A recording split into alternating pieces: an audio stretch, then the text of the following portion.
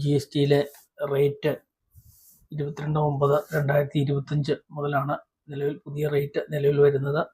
G S T face 2.2 എന്ന് സർക്കാർ പേരിട്ടിരിക്കുന്നു.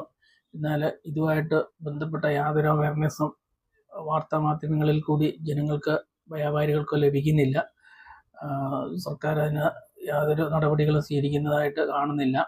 ചെറിയ ന്യൂസുകളൊക്കെ ന്യൂസ് പേപ്പറിലൊക്കെ കാണുന്നുണ്ട്. അല്ലാതെ മറ്റൊരു വലിയ പരസ്യങ്ങളോ ഫുൾ പേജ് പരസ്യങ്ങളോ അങ്ങനെ ജനങ്ങളുടെ ശ്രദ്ധ പെട്ടെന്ന് കിട്ടുന്ന രീതിയിലുള്ള ഒന്നും തന്നെ കേരള സർക്കാരും കേന്ദ്ര സർക്കാരും ചെയ്യുന്നില്ല. അത് വളരെയധികം ദോഷം ചെയ്യും.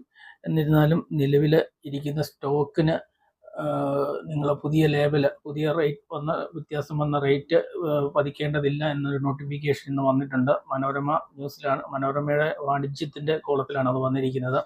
അതായത് മാർച്ച് 31, 2026 വരെ ഇപ്പം നിലവിലുള്ള പാക്കറ്റ് നിങ്ങൾക്ക് ഉപയോഗിക്കാം. പക്ഷേ വിലയിൽ വന്ന കുറവ് കൃത്യമായി വ്യാപാരികളെ അറിയിച്ചിരിക്കണം. വ്യാപാരികൾ അത് കൺസ്യൂമേഴ്സിന് പാസ് ചെയ്യുകയും ചെയ്യണം. എന്നാൽ മാത്രമേ ജി എസ് ടി റേറ്റിൽ വന്ന കുറവ് കൊണ്ട് സാധാരണ ജനങ്ങൾക്ക് ഗുണമുണ്ടാകുകയുള്ളൂ. അപ്പോൾ ഈ കാര്യം എല്ലാവരും ശ്രദ്ധിക്കുക. ലേബലിൽ ചേഞ്ച് വരുത്തേണ്ട കാര്യമില്ല. റേറ്റിന് വന്ന വ്യത്യാസം ചേഞ്ച് വരുത്തേണ്ടതില്ല. അത് ഡിസ്ട്രിബ്യൂട്ടേഴ്സ് വ്യാപാരികളെ കൃത്യമായി അറിയിച്ചിരിക്കണം. വ്യാപാരികളത്